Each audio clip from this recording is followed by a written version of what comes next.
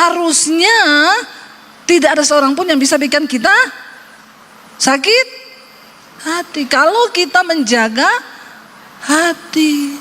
Amin. Kalau kita menjaga hati kita, ya jangan biarkan. Ya, jagalah hatimu dengan segala kewaspadaan. Di terjemahan aslinya kewaspadaan itu kayak security, satpam. Diurapi Tuhan lebih lagi. Iya, puji Tuhan. Tepuk tangan dong buat orang yang ada di Temanggung. Terima kasih buat Bapak Gembala dan Ibu yang sudah mempercayakan pelayanan, juga seluruh jemaat di tempat ini. Saya mengucap syukur, dan baru pertama kali saya di pelayanan di Temanggung ini, ya, karena kemarin saya ngajar di sekolah misi saya di Bandungan, ya. Jadi Bapak Ibu kalau ada yang mau jalan-jalan ke Bandungan silahkan. Jangan lupa mampir di sekolah misi Eagle Nest di depan Green Valley, ya. Dan kita bersyukur, saya bersyukur Tuhan itu ya mempercayakan pelayanan ini, ya, kepada kita. Apa yang tidak pernah kita pikirkan itu yang Tuhan sediakan. Dan hari ini sudah angkatan yang kelima di sekolah misi ini. Mereka datang dari berbagai pulau di Indonesia, banyak yang dari pedalaman, dan nanti mereka akan siap untuk menjadi penuai-penuai di akhir zaman. Puji Tuhan Bapak Ibu, hari ini kita akan belajar tentang, ya, bagaimana kita bisa menerima pengurapan yang dari Tuhan. Buka bersama Mazmur 92 ayat yang ke-10 sampai ayat yang ke-11. Mazmur 92 ayat 10 sampai ayat yang ke-11. Kita baca bersama firman Tuhan di sana. Ya, ayat yang ke-10, ayat yang ke-10 92, iya benar, ayat yang ke-10 dan ayat yang ke-11. Ya, Mazmur 92 ayat 10 dan ayat yang ke-11 di Alkitabnya saudara, ya, berarti mundur, ya, ayat yang ke, ini benar ayatnya, ya, Mazmur 92 ayat 11, tetapi, ya, kau tinggikan, itu benar. Ya, ini baru benar. Soalnya saya lihat di situ salah tulisannya, ya. Iya, baca bersama yuk. Ya, saya pikir Alkitab saya sudah ganti. Kita baca bersama 1, 2, 3. Tetapi kau tinggikan tandukku seperti tanduk banteng. Aku dituangi dengan minyak baru. Mataku memandangi seteruku, telingaku mendengar perihal orang-orang jahat yang bangkit melawan aku. Saya pengen kita baca seterusnya ayat yang ke-16, baca ayat yang berikutnya, lanjut saja. 1, 2, 3.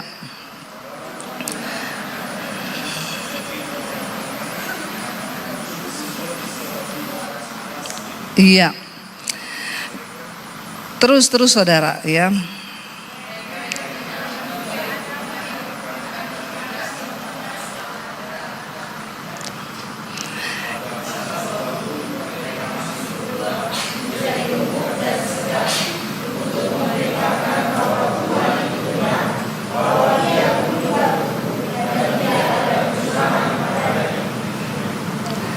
Firman Tuhan berkata, kalau kita lihat tadi saudara, bahwa Tuhan akan, ya, dikatakan di sana, meninggikan tandukku seperti tanduk banteng, dan aku dituangi dengan minyak baru.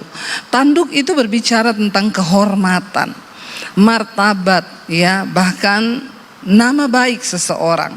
Ayat ini berkata, kalau Tuhan yang meninggikan hidup kita, harkat kita, martabat kita, kehormatan kita, maka tidak ada satu orang pun yang bisa merendahkan. Dikatakan di sana bahkan Dia yang mencurahkan, menuangi aku dengan minyak baru. Dan mataku memandangi seteruku, memandangi musuh-musuh kita, telinga kita mendengar bahwa ada orang-orang jahat yang akan bangkit melawan aku. Orang benar akan bertunas seperti pohon kurma, akan tumbuh subur seperti pohon aras di Libanon. Mereka yang ditanam di bait Tuhan akan bertunas di pelataran Allah kita.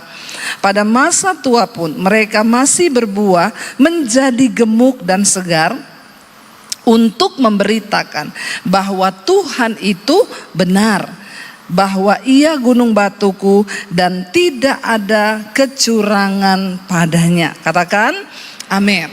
Bapak Ibu, di sini dikatakan bahwa ini Mazmur ini menggambarkan ya tentang bagaimana seseorang yang diangkat tinggi oleh Tuhan. Pengurapan itu tidak sembarang diberikan kepada semua orang. Tidak semua orang Kristen, ya, dengar baik-baik saudara, akan mendapat pengurapan dari Tuhan. Hanya mereka yang membuka hati, yang sungguh-sungguh rindu, mereka akan mengalami pengurapan dari Tuhan. Kalau dalam perjanjian lama kita belajar tentang pengurapan. Untuk apa pengurapan itu diberikan? Di zaman perjanjian lama saudara, orang-orang itu diurapi untuk sebuah tugas. Dia raja, dia imam, atau dia nabi. Lalu Tuhan akan mengurapi. Dan itu memang tidak semua orang, hanya orang yang dipilih Tuhan.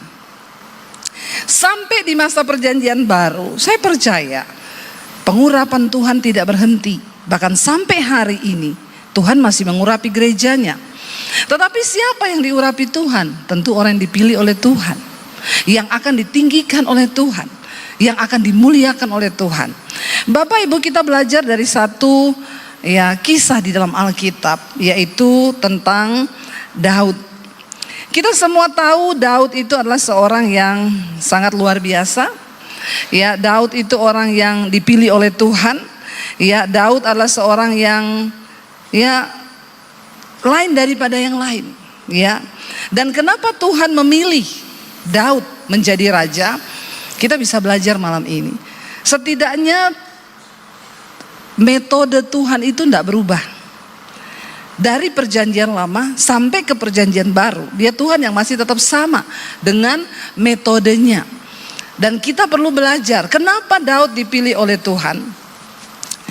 Firman Tuhan berkata, pada waktu itu Nabi Samuel berduka cita karena dia melihat Saul yang dulu orang diurapi Tuhan, tiba-tiba pengurapan Tuhan meninggalkan Saul.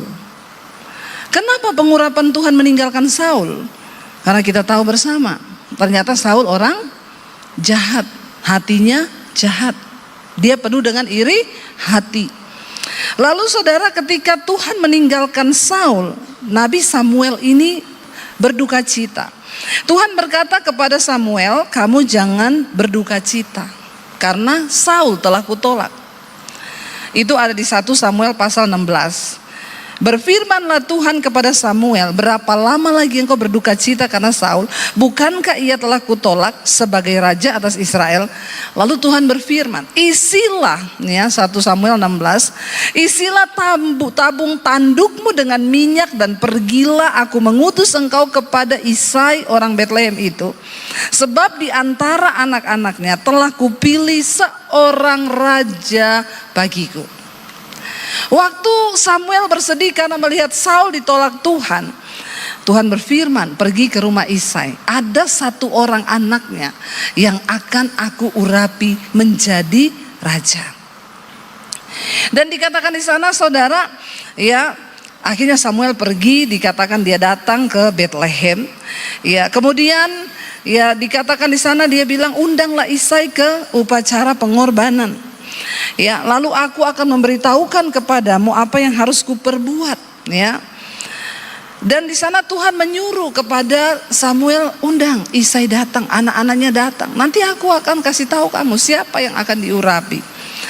Kita tahu bersama saudara, pada waktu itu Daud ini orang yang tidak masuk hitungan secara manusia. Kalau hari ini kita nggak masuk hitungan secara manusia, bersuka cita lah, karena orang-orang yang seperti itu yang seringkali dipilih oleh Tuhan. Amin. Daud itu tidak masuk hitungan. Kenapa? Semua saudara-saudara, kakak-kakaknya itu disekolahkan militer sama papahnya. Jadi ketika Samuel mendapat undangan, ketika Isai mendapat undangan dari Samuel, Disuruh ajak semua anaknya karena akan ada yang diurapi menjadi raja. Saya menggambarkan secara sederhana. Isai berkata kepada anak-anaknya gini, besok kamu semua pakai baju bagus. Kita akan ketemu nabi besar, Samuel. Ada satu orang di antara kalian yang akan diurapi menjadi raja atas Israel.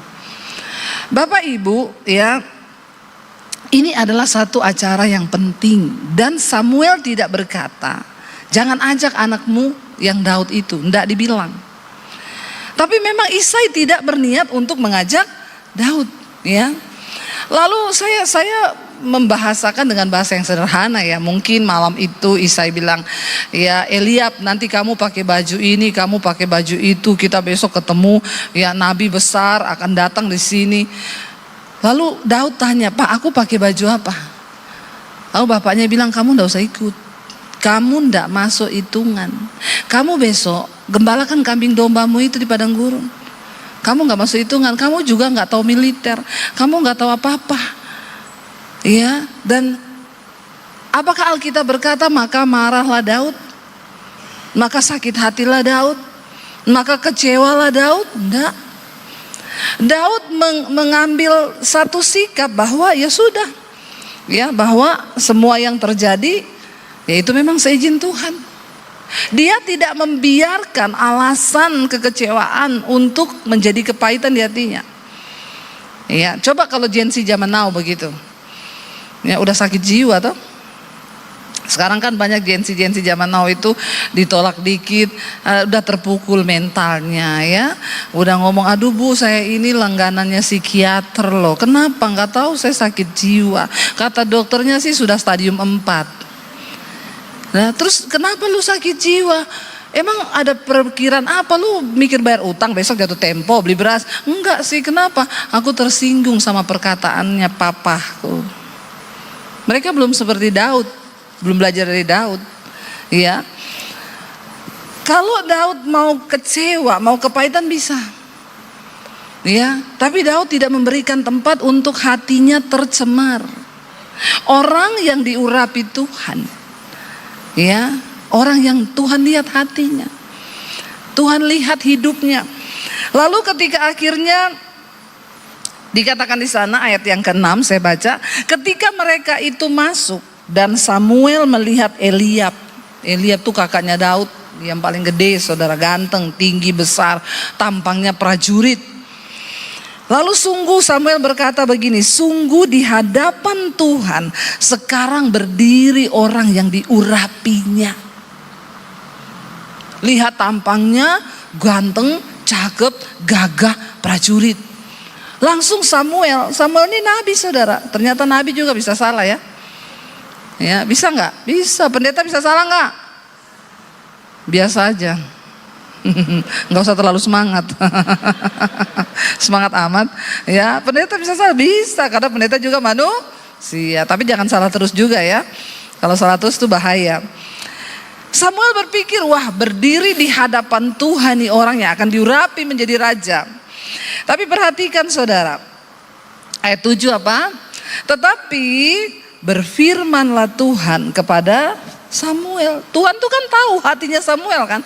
Langsung Tuhan berkata begini, baca bersama. Janganlah pandang parasnya atau perawakannya yang tinggi, sebab aku telah menolaknya. Bukan yang dilihat manusia, yang dilihat Allah. Manusia melihat apa yang di depan mata, tetapi Tuhan, amin. Manusia hanya bisa melihat yang di depan mata. Wih, ganteng, wih, prajurit, wih, belum tentu. Orang yang diurapi Tuhan adalah orang yang Tuhan tertarik dengan hatinya. Makanya Alkitab berkata, jagalah hatimu dengan segala Siapa yang harus menjaga hati kita? Kita atau orang lain? Ibu-ibu yang harus jaga hati kita, suami kita atau kita? Hello? Ya, nggak boleh taruh hatimu sama suamimu yang jaga, karena seringkali suami bisa Kompak amat ini ibu-ibu baju hijau. Ya, memang benar toh. Ya, suami bisa sering nggak suami-suami mengecewakan? Perlu bikin seminar wanita loh ini Bu Gembara. Ya, iya. Jangan taruh hatimu untuk dijaga orang lain. Karena yang harus menjaga hati itu siapa? Kita sendiri. Kadang orang lain cuma datang ngucapin kata-kata yang bisa menusuk hati. Tapi kalau engkau tidak memberi tempat, mempersilahkan perkataan orang masuk di hatimu, maka hatimu tidak tercemar. Yang harus menjaga hati itu kita sendiri. Ya, jaga hatimu dengan segala kewaspadaan. Jadi salah kalau kamu tuh berkata begitu tuh orang ya, dia tuh bikin saya sakit hati. Ya kamu yang salah. Kenapa orang bisa bikin kamu sakit hati? Harusnya tidak ada seorang pun yang bisa bikin kita sakit hati. Kalau kita menjaga hati, amin. Kalau kita menjaga hati kita, ya jangan biarkan. Ya, jagalah hatimu dengan segala kewaspadaan. Di terjemahan aslinya kewaspadaan itu kayak security, satpam. Ya, kalau kita masuk di perumahan mewah, saudara, saya tuh kadang-kadang suka jengkel kalau masuk di perumahan mewah di Jakarta. Ada satpam yang jaga kan. Ditanya begini, mau kemana? Ke rumah ibu ini. Alamatnya nomor berapa? Nomor ini, blok ini, blok ini. Ada keperluan apa? Kadang saya bilang kepo amat lo. Tapi nggak bisa, itu tugasnya. Kita nggak boleh marah. Dia masih tidak percaya lagi berkata begini, mohon minta KTP, tolong ditinggal di pos. Ya. Satpam security tidak akan pernah membiarkan sesuatu yang tidak jelas masuk ke dalam perumahannya. Alkitab berkata menjaga hati dengan kewaspadaan itu seperti security, seperti satpam yang menjaga keamanan. Jadi kalau orang nyakitin kamu, ya kalau hatimu mau sakit, tanya dulu di hatimu, ada perlu apa? Ya. Itu loh, dia menyakitiku. Kenapa? Oke, dia menyakiti, tapi lu jangan masuk, keluar aja. Lepaskan pengampunan. Sebab kalau tidak begitu, saudara, engkau nggak mungkin mengalami pengurapan Tuhan. Amin. Ya, Tuhan mengurapi orang itu bukan orang sembarangan.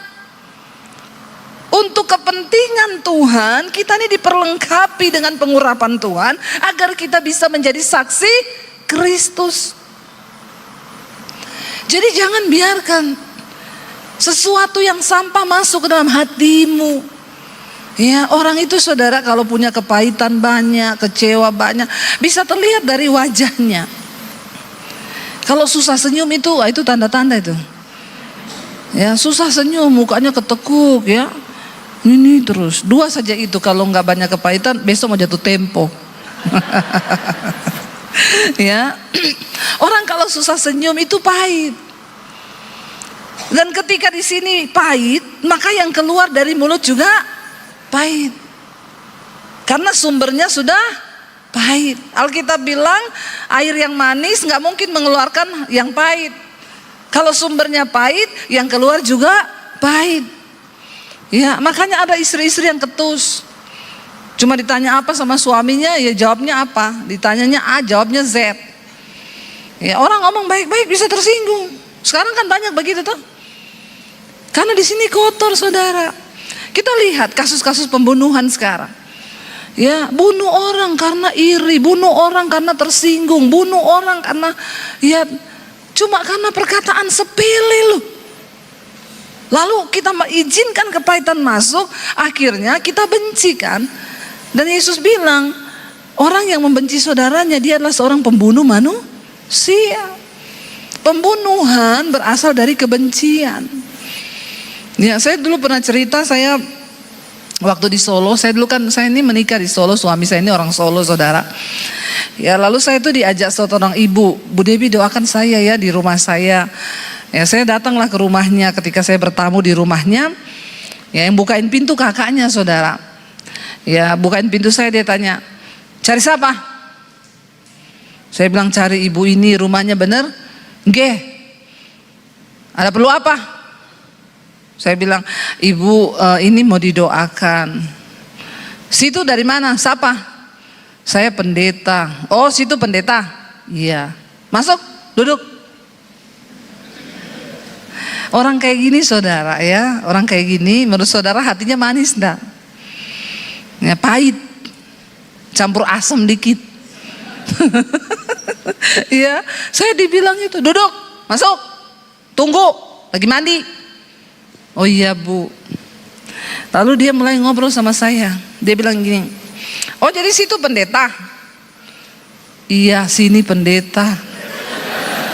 Orang ada namanya loh, situ-situ, sono-sono. Tapi orang pahit memang begitu. Jangan kau ikutan pahit juga, nanti sama-sama gila. Saya bilang iya, sini pendeta. Kalau situ pendeta, berarti situ bisa baca saya dong. Dalam hati saya, ya kalau ada tulisannya saya bisa baca. Masalahnya saya mau baca apa ini? Ya, tapi ya sudahlah, saya mengerti maksudnya dia. Maksudnya dia suruh saya menebak dia itu seperti apa. Gampang aja lah, orang modelmu kayak begini. Alkitab bilang hati mencerminkan wajah. Wajah mencerminkan hati. Model macam begini, kira-kira hatinya kayak apa? Ya, sebentar lagi menggonggong, wah, wah, wah. Kayak anjing galak, saudara. Ya, saya bilang maksudnya ibu, ya situ kan punya kuasa berarti. Baca saya.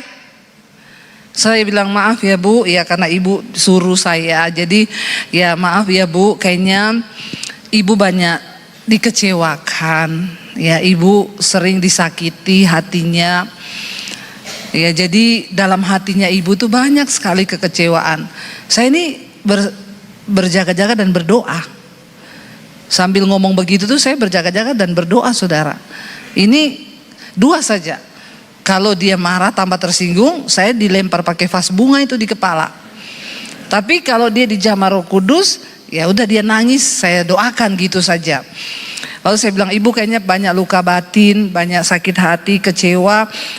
Tiba-tiba dia nangis. Dia mulai iya Bu pendeta. Dalam hati saya, yes, masuk ini firmannya.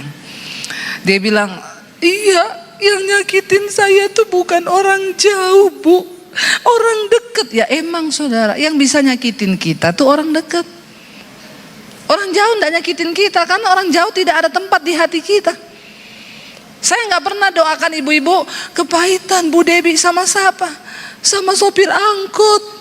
Ya nggak mungkin, gila kali kau. Kenapa juga kau kepahitan sama sopir angkot? Nggak ada hubungannya, keles. Ya, saya nggak pernah tuh doakan ibu-ibu kepahitan sama siapa? Sama tukang sayur Bu. Kemarin saya minta toge, dia bawanya bayam. Nggak mungkin ibu-ibu kepahitan sama tukang sayur. Yang paling banyak ibu-ibu kepahitan tuh sama siapa yang pertama? Suami. Yang kedua sama siapa? Ipar. Yang ketiga siapa? Mertua. Ya, ipar adalah maut, mertua adalah maut. Ini orang Kristen semua maut ini, bertobat karena hatimu tuh kotor. Ya makanya semua maut, tetangga adalah maut.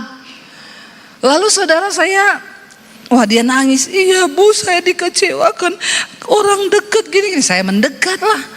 Saya belai-belai dia dari belakang. Ibu, Tuhan mengasihi ibu. Ibu percaya ya, biar kasih Tuhan. Saya mau berdoa buat ibu. Saya berdoa, Tuhan jamah dia. Nangis, sudah nangis, terus nangis. Dalam nama Yesus saya doakan, biar lepaskan semua kepahitan, ambil semua kecewaan. Nangis dia, malah dia jadi pasien pertama saya. Kakaknya masih mandi. Setelah selesai berdoa, ya saya bilang, ibu tenang ya Bu, serahkan semua sama Tuhan. Berubah dia bilang, iya Bu pendeta, terima kasih ya Bu. Ya, Saya belum pernah mengalami seperti ini. Maaf ibu, namanya siapa? Saya bilang, situ. Lah kok jadi saya yang kebalik rohnya pindah ke saya? Enggak, saya bilang, nama saya Debbie bu. Oh iya Bu Debbie, terima kasih. Ibu mau minum apa? Ya, baik, langsung baik. Orang itu saudara, kalau hatinya penuh kepahitan, yang keluar juga semua pahit. Karena dia tanya dalam keadaan sudah pulih, ibu mau minum apa? Saya jawab, kopi boleh bu. Tapi kalau dia tanya begini, minum apa? Bilang aja kenyang saya. Karena kalau kau jawab kopi, mati kau. Keluar kopi pakai sianida itu.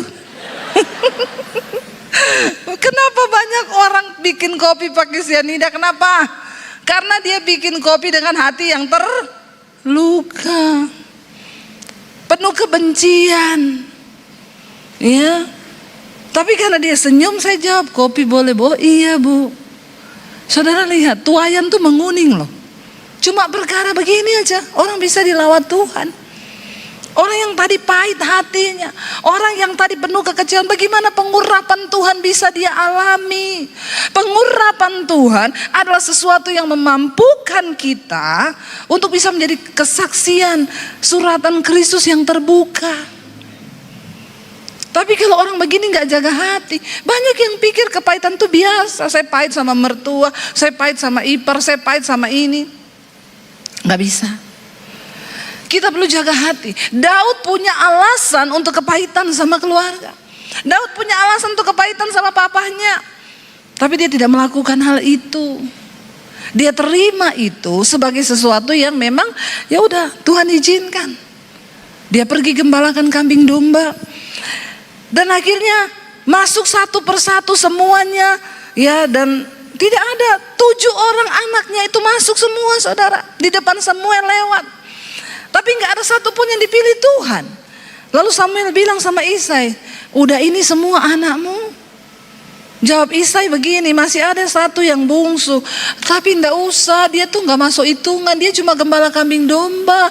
Dia bukan prajurit. Dia nggak sekolah militer. Aduh nggak usah deh. Ini aja yang pantas mungkin. Tapi Samuel bilang, suruh panggil dia sebab kita tidak akan duduk makan sebelum dia datang ke sini.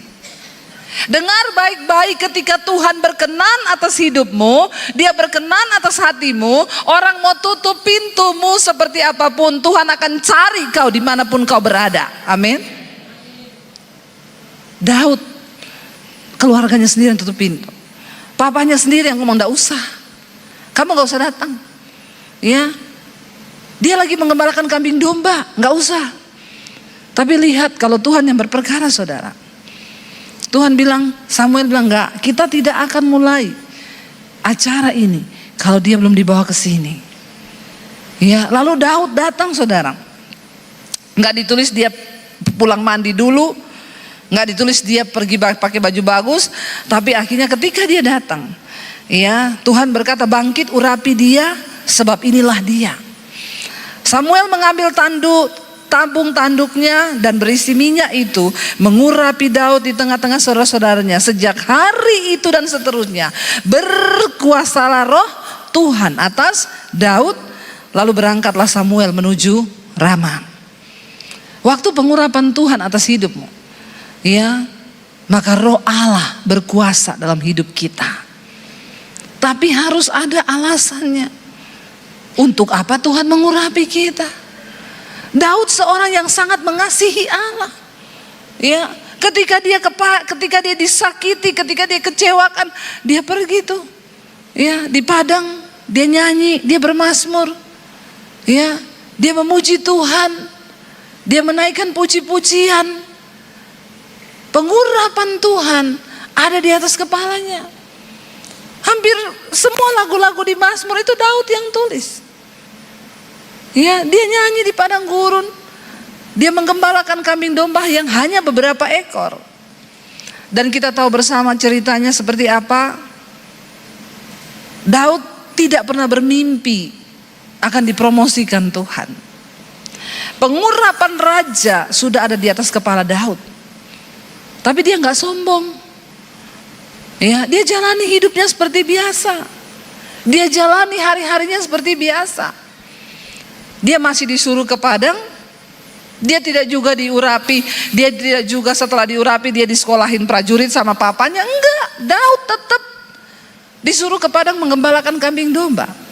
Sampai kita tahu ceritanya, ketika satu saat Goliat orang Filistin itu menantang barisan bangsa Israel dan berkata, siapa di antara kalian yang mau maju kalahkan aku? Katanya kalian itu bangsa yang diurapi Tuhan. Katanya kalian punya Allah yang hebat. Mana Allahmu? Tidak ada satupun orang yang berani maju. Berhari-hari, berminggu-minggu Goliat menantang bangsa Israel. Seluruh prajuritnya tidak ada satupun yang maju. Lalu Isai panggil Daud. Daud, kamu pergi ke medan pertempuran. Iya Pak. Kamu bawa roti sama susu buat kakak-kakakmu yang lagi di medan pertempuran. Mereka tuh pasti lapar. Bawa ini ya. Dan langsung pulang, kamu jangan lama-lama. Gembalakan lagi tuh kambing dombamu. Daud tidak menyadari kalau hari itu adalah hari Tuhan mempromosikan dirinya. Waktu engkau berjalan dalam pengurapan Tuhan, waktu sikap hatimu benar, waktu hidupmu berada dalam perkenanan Tuhan, kau gak perlu pikir bagaimana caranya Tuhan angkat hidupmu. Bagianmu, kerjakan apa yang menjadi bagian kita. Promosi itu bagiannya Tuhan. Jangan sibuk angkat-angkat diri, nanti kalau jatuh sakit. Tapi kalau Tuhan yang angkat, nggak ada orang yang bisa menjatuhkan. Waktu Tuhan mengangkat hidupmu saudara, orang yang terbuang bisa menjadi orang yang kemudian diurapi Tuhan. Dan Tuhan akan mempercayakan banyak perkara besar di hidupmu. Ya, saya ini dulu orang yang terbuang. Saya diusir dari keluarga saya tahun 95 karena saya terima Yesus. Ya, papi saya marah besar. Dia bilang lebih baik papi bunuh kamu daripada kamu bikin malu keluarga. Papi saya haji. Saya keluar dari rumah tahun 95 diusir. Bahkan papi saya bilang, kalau kamu memang mau pilih Yesus, keluar dari rumah. Jangan bawa ijazahmu.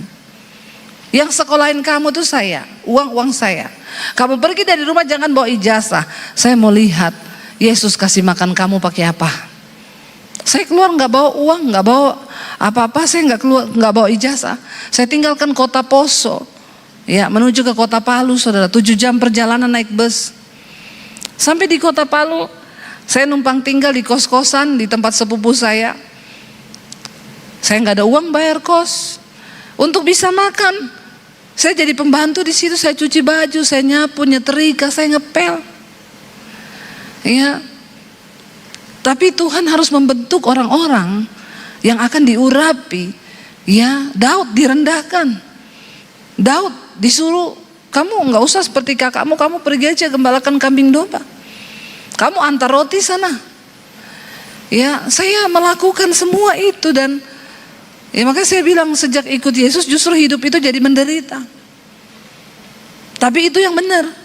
Karena setiap orang yang mau sungguh-sungguh hidup beribadah mengikuti Yesus pasti akan menderita. Kalau kau belum menderita berarti kau belum sungguh-sungguh ikut Yesus. Saya doakan supaya kau menderita. Ya, salah undang pendeta ini. Biasanya pendeta datang untuk mendoakan menjauhkan umatnya dari penderitaan. Kalau saya tidak, kalau kau belum menderita saya doakan kau menderita. Karena penderitaan yang pahit itu baik bagi jiwa kita. Untuk menyelamatkan kita.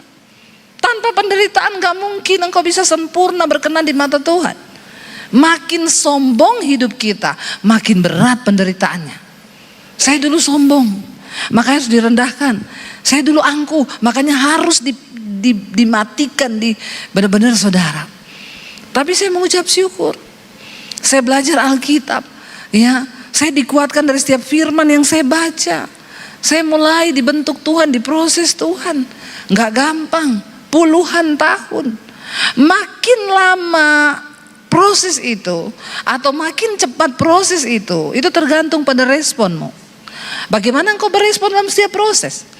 Kalau kita di proses kita masih terus menyalahkan orang, ya saya ini begini tuh gara-gara dia loh, saya itu begini gara-gara itu, saya itu begini gara-gara itu, saya itu stop.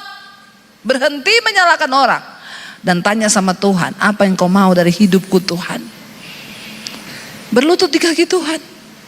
Tuhan, apa yang kau mau dari aku?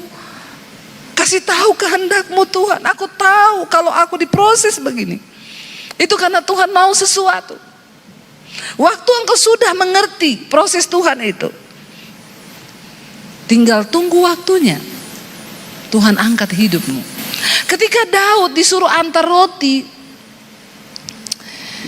lalu dia lihat Goliat itu menentang seluruh barisan tentara Israel. Daud menjadi marah karena dia mendengar Goliat menghina nama Allahnya. Goliat berkata, di mana Tuhanmu yang hebat? Katanya kau punya Allah yang hebat, tapi siapa yang berani melawan aku? Lalu Daud berkata, siapa orang Filistin yang tidak bersunat ini? Beraninya dia menghina nama Allah barisan bangsa Israel. Dan Daud mau maju mengalahkan dia. Lalu semua heboh. Lalu kakaknya Daud lihat, ini Daud yang datang. Dia jewer kupingnya, sini kau, sini kau ya. Saya tahu kenakalanmu, kau ini mau datang ke sini mau nonton perang kan? Ya pulang, kau pulang cepet, tinggalin itu terus kau pulang. Tapi Daud bilang enggak, aku mau melawan dia. Semua syok, semua kaget. Masuk akal enggak saudara? Enggak masuk akal. Semua kakak-kakaknya Daud 7 orang, mereka itu prajurit, mereka berlatih, mereka dilatih militer. Daud enggak. Lalu Saul datang dan bertanya, dengan apa engkau mau mengalahkan dia? Pengalaman pribadi Daud dengan Tuhan, itu yang membuat Daud bisa mengalahkan Goliat, masalah yang besar di depannya. Dia bilang begini, aku ini tiap hari menggembalakan kambing domba. Kalau ada dombaku yang diterkam sama beruang atau singa, aku kejar itu singa, aku kejar itu beruang, aku robek mulutnya, aku ambil dombaku. Kenapa? Karena Allah menyertaiku. Dan dia berkata, Allah yang menyertai aku di padang gurun ketika aku merobek mulut singa dan beruang itu, Allah yang sama yang akan menyertai aku untuk mengalahkan orang Filistin yang tidak bersunat ini. Dan Saul membiarkan dia pergi. Tadinya Saul bilang, pakai baju perang ya, karena mereka semua pakai baju perang. Dia dipakein baju perangnya Saul, dia nggak bisa jalan, terlalu berat. Aduh, ya puyeng aku, nggak bisa. Copot aja deh. Baju perang bicara tentang pengalaman, bicara tentang kehebatan. Baju perang bicara tentang perlindungan. Hari ini anak-anak muda, jangan kau andalkan ijazahmu S1, S2, S20, S21 kayak Samsung itu. Kalau engkau tidak mengandalkan Tuhan, kau tidak akan lihat apa-apa. Zaman ke depan ini makin gila. Banyak orang-orang yang sudah mulai dipecat. Kenapa? AI lebih pinter. AI pinter saudara. Ya, anak saya bikin kaos suruh desain AI. Pakein baju ke AI, sama siapa aja AI bisa pakein. Ya. Anak saya yang satu saya bilang, coba kamu bikin perjalanan ke Turki 10 hari 9 malam. Dia suruh AI bikinin saya perjalanan. AI bilang, malam pertama kamu nginep di sini, hotel ini harganya sekian. Ke situ tuh naik bus, nanti turunnya itu begini. Malam kedua bisa di sini. Malam kalau kamu tidak setuju, saya akan cari opsi yang lain. Kita udah nggak perlu orang. Kadang kalau kita punya sekretaris kita suruh, sudah dapat belum? Belum ibu. Saya baru dapat 1 hotel. 1 hari 24 jam, cuma 1 hotel. Karena apa? Males. Maaf ya saudara. Banyak tenaga manusia, otak manusia, keterampilan manusia yang digantikan AI. Ya, orang Kristen sudah nggak punya keahlian, nggak punya kehebatan, ya, udah miskin, sombong, malas lagi. Ya, udah miskin, sombong, bodoh lagi. Tidak mau menambah wawasan diri, nggak mau upgrade diri dengan pengetahuan, nggak mau baca Alkitab. Saya sampaikan sama anak-anak sekolah misi tadi, kita ini perlu dicuci otak. Otak kita ini perlu dicuci pakai apa? Pakai firman. Dari kecil kita dibesarkan orang tua kita 20 tahun, 21 tahun. Yang diisi itu prinsip-prinsip yang bukan Alkitab. Di otak kita ini yang terisi dari kecil. Contoh, saya dulu waktu masih kecil sering dipesan sama papi saya. Mungkin ini juga pesan saudara kepada anak saudara. Kalau kau di sekolah dipukuli temenmu, jangan diam aja, pukul balik. Ya Pak ya. Kalau kau diam, bodoh kau. Yang penting kau tidak salah loh. Kedengarannya benar, toh? Yang penting kau jangan cari gara-gara. Tapi kalau kau dipukul, hajar. Kalau kau bikin dia nangis, kau juga, kalau dia bikin kau nangis, kau juga harus balas bikin dia nangis. Pokoknya jangan diam, nanti kau mati. Kita kan sering kasih prinsip-prinsip yang itu bukan firman, tapi itu tertanam dari kecil. Dicekokin orang tua, benar nggak? Ya, jangan main malam-malam di luar, nanti dibawa lari wewe gombel, apa tuh, genderuwo.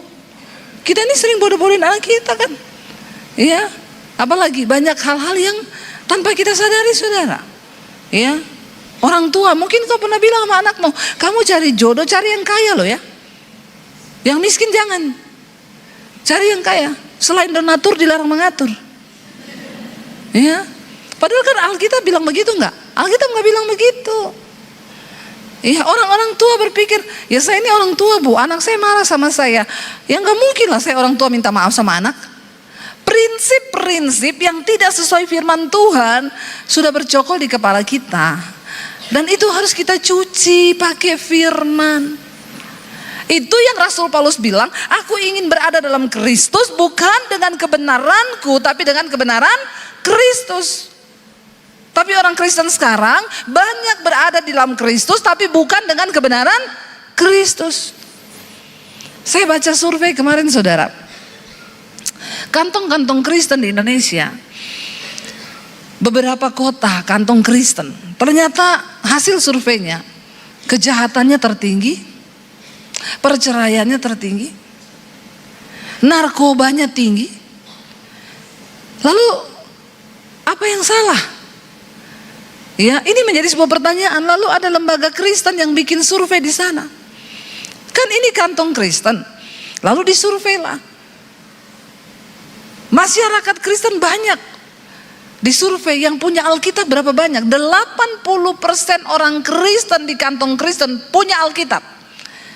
5 orang di satu rumah, 5 Alkitab.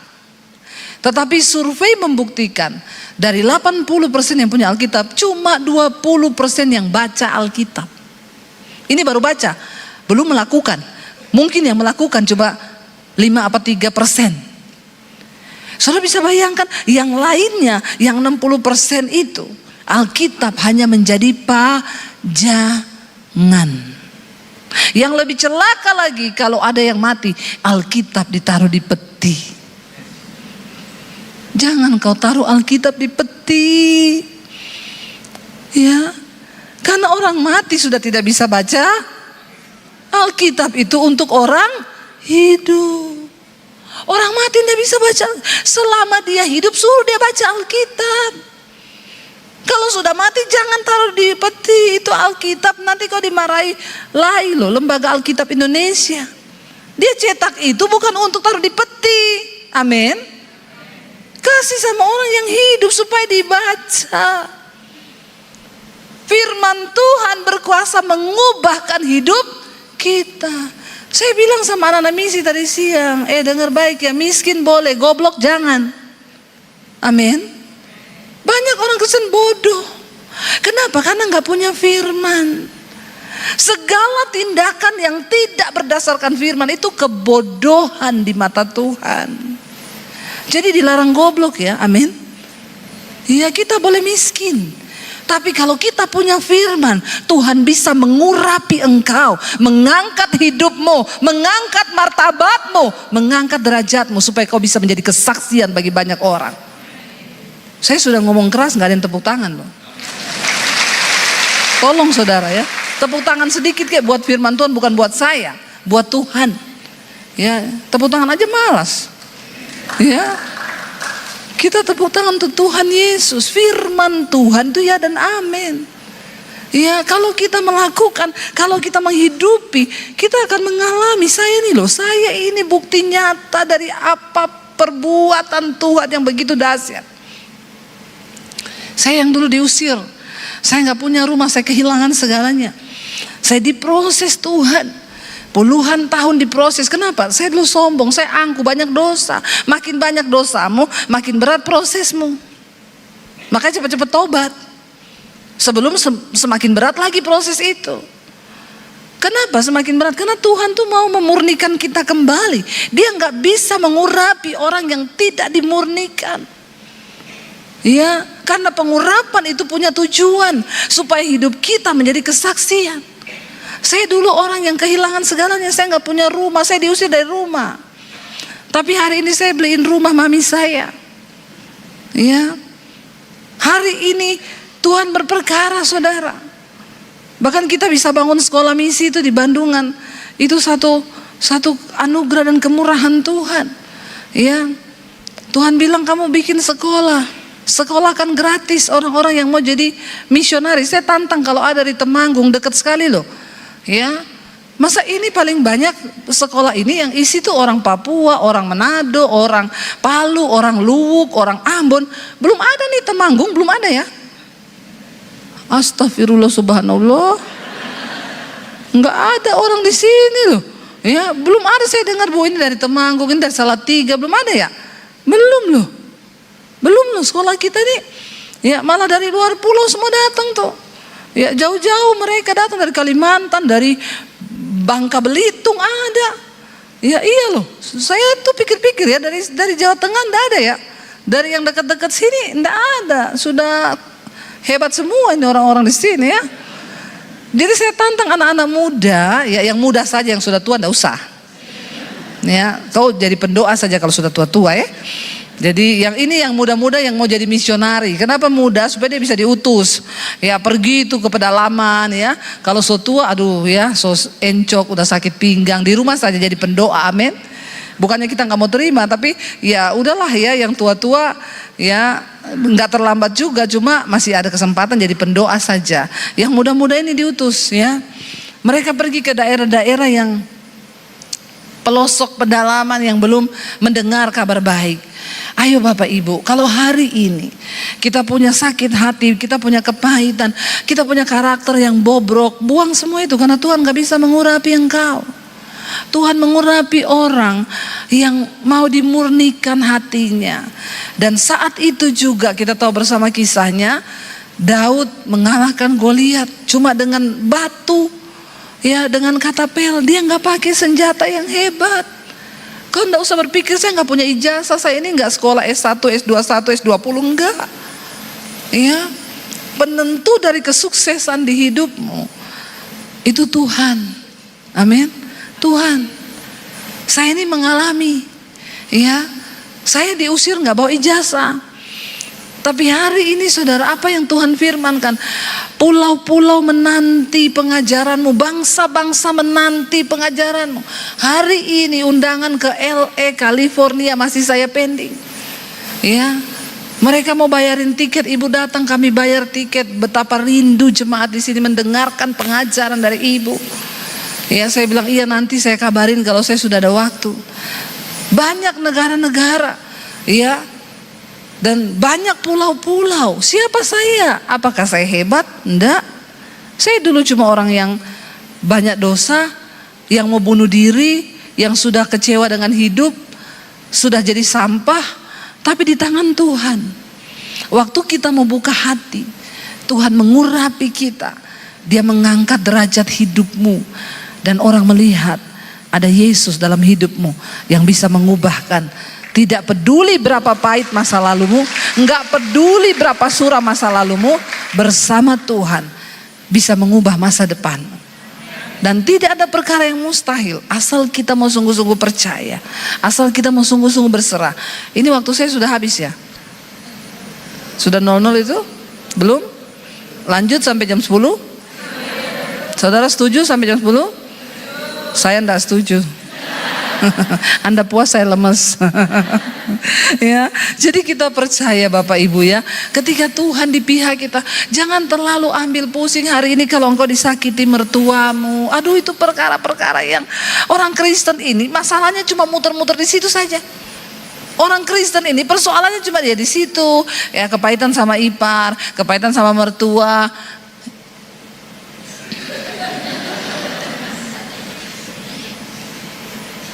Bapak sudah duduk di situ, sudah habis waktu saya.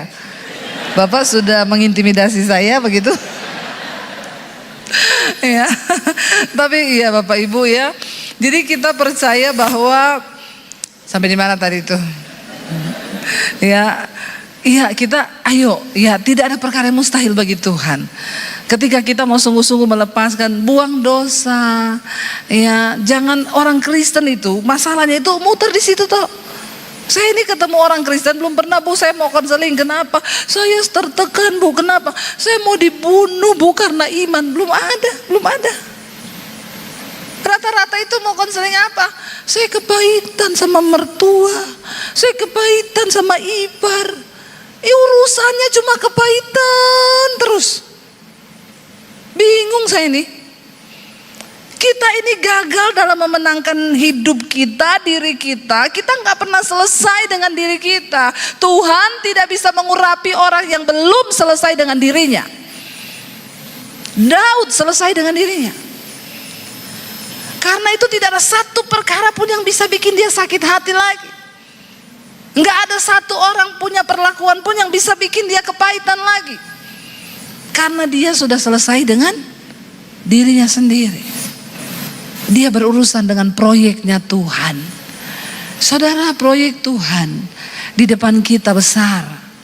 Dia sedang cari orang-orang yang bisa dia percaya. Saya ini dulu cuma orang yang mau bunuh diri. Saudara bisa bayangkan kalau tahun 95 saya bunuh diri.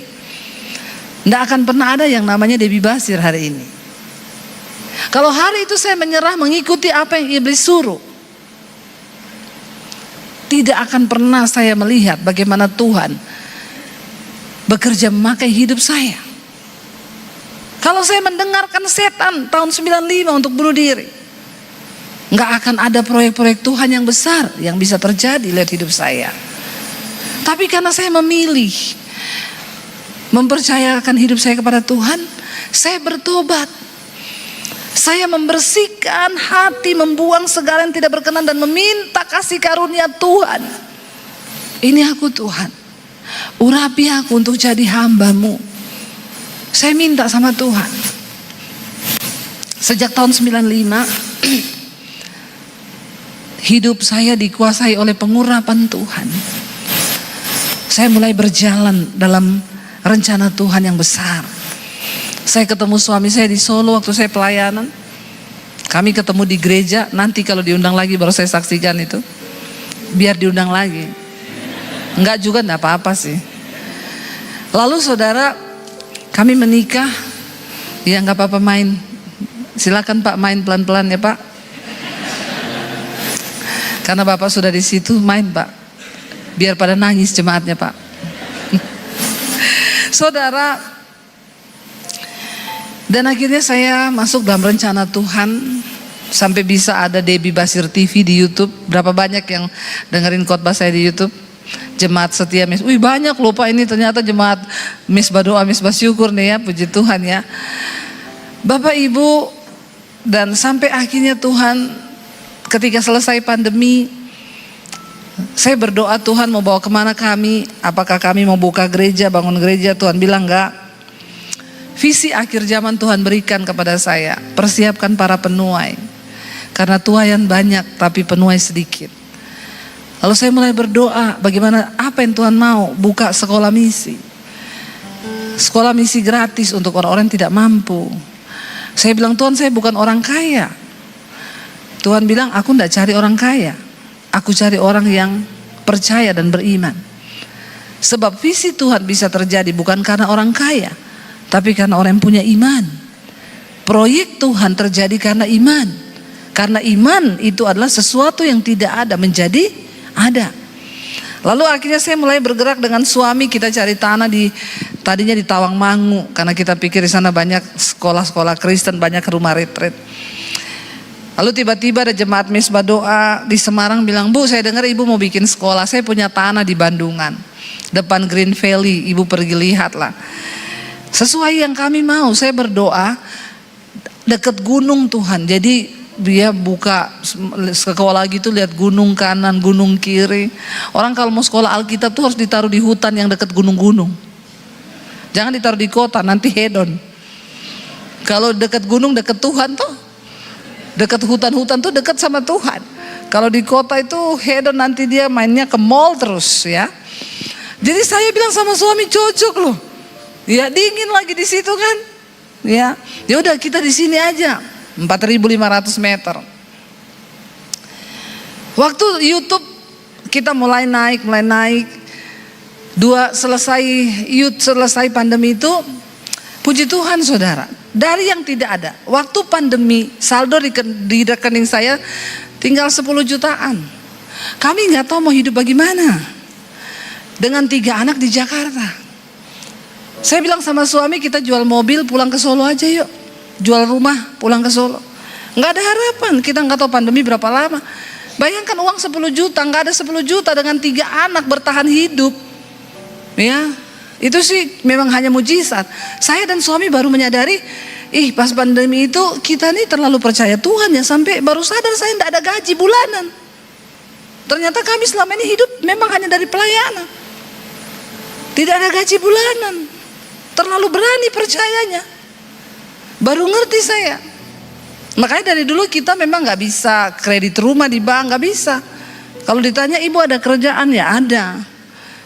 Gajinya berapa? Nggak tentu. Yang penting ada slipnya bu, nggak ada. Loh kok bisa nggak ada? Iya slipnya dengan iman mas. Loh kok bisa? Ya gajinya kan dari sorga. Orang banknya bilang kami nggak bisa terima kredit slip gaji dengan iman bu, karena kebetulan bank kami belum beriman.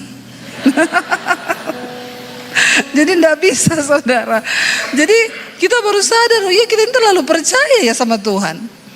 Singkat cerita, di pandemi itu YouTube saya 2 tahun sebelum pandemi Tuhan suruh bikin saya bikin YouTube. Saya cuma dapat satu kata, Tuhan bilang aku akan kasih kamu tuayan bangsa-bangsa dan berkat bangsa-bangsa. Kita bikin YouTube 2018, 2020 pandemi. 2020 itu pas pandemi itu pertama kali YouTube kami dimonetisasi, kami digaji dari YouTube pas pandemi. Ya, kok enggak wow ya? Wow dong. Ya, gaji pertama waktu itu 16 juta baru, tapi di saat tidak ada uang, tiba-tiba ada yang gaji 16 juta, wow nggak? Bukan cuma wow. Lalu dijalani kami 2 tahun lebih, tiba-tiba Tuhan bicara, bikin sekolah, kan di rekeningmu sudah ada duit. Saya ingat waktu itu ada uang 2M lebih, dari yang tidak ada menjadi ada. Tuhan bilang taruh uang 2M itu untuk pembangunan sekolah misi.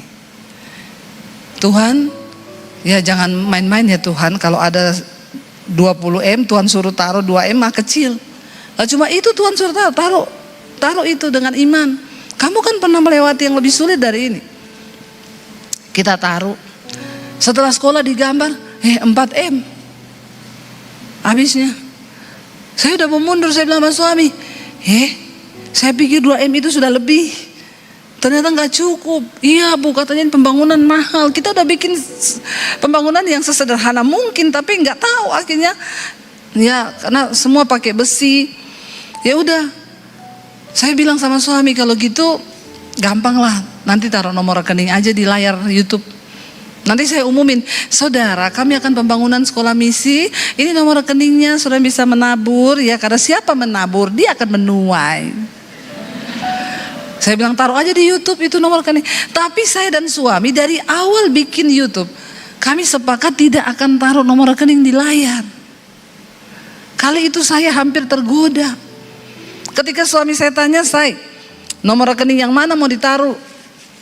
Pengumuman akan segera dimulai karena udah mau pembangunan. Saya bilang sebentar, saya doa dulu ya, tanya Tuhan lagi, konfirmasi lagi.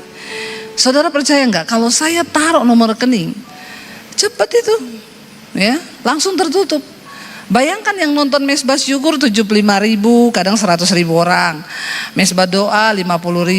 Mereka taruhlah nyumbang 50.000 aja. 50.000 kali 1.000 kali 100.000. Ya, wah itu bukan cuma satu sekolah misi, bisa banyak sekolah misi. Tapi ketika suami saya tanya nomor yang mana, saya berdoa. Tuhan tuh bilang begini, silakan taruh nomor itu di YouTube. Tapi aku ndak ikut bekerja. Karena kamu sudah mencoba memakai kekuatanmu sendiri. Seperti Daud yang mencoba menghitung kekuatan pasukannya. Padahal dia tahu dia menang perang bukan karena kekuatan pasukannya, tapi karena kuasaku, kata Tuhan. Kamu akan dapat lebih daripada yang kamu butuhkan, tapi aku tidak ikut bekerja. Saya takut waktu dengar itu, saudara. Saya bilang sama suami saya, enggak usah deh, tidak usah merekayasa Tuhan. Kita mulai dengan iman, karena Tuhan enggak perlu direkayasa. Akhirnya pembangunan dimulai. Saudara tahu apa yang terjadi? 7 bulan pembangunan selesai. Tepuk tangan dong. Uangnya dari mana? Saya tidak tahu. Tapi saya tidak pernah minta sumbangan. Saya tidak pernah mengedarkan proposal. Saya tidak kirim ke orang-orang kaya, bantu doa ya. Tidak. Dengan cara yang ajaib Tuhan kirim. Bu, saya ini pabrik cat, saya mau sumbang semua cat yang ibu butuh. Nih nomor pemborong saya, kabari aja sana bu. Saya nggak tahu, dia yang urus. Bu, saya mau sumbang material, hubungi nomor pemborong saya. Bu, saya mau sumbang ini, hubungi nomor pemborong saya. Bu, semua yang berbau listrik saya sumbang, hubungi pemborong saya. Saya nggak simpen nomornya, saya nggak tahu. Saya nggak kirimi ayat tiap hari. Karena Tuhan tidak perlu direkayasa. Waktu dia melihat engkau layak menerima pengurapan untuk mengerjakan visi Tuhan yang besar. Saudara percayalah, Tuhan cuma cari orang yang berkenan di hatinya hari-hari ini. Bagaimana supaya kita berkenan? Jaga hatimu, jaga hidupmu, hidup dalam kekudusan. Buang dosa-dosa yang gak penting, yang hanya merusak hidup kita. Hidup di dalam kekudusan, damai sejahtera, sukacita. Kalau kita hidup dalam kekudusan, itu adalah sorga di bumi, saudara. Sebab kerajaan Allah bukan soal makanan, bukan soal minuman, bukan soal pakaian, tapi soal kebenaran, damai sejahtera dan sukacita oleh Roh Kudus. Itu sorga. Saya berdoa kita semua dipakai Tuhan. Saya berdoa kita semua dipercayakan visi. Saya berdoa kita semua diurapi Tuhan. Saya undang imam musik boleh maju ke depan. Yuk kita sama-sama mau sembah Tuhan, saudara.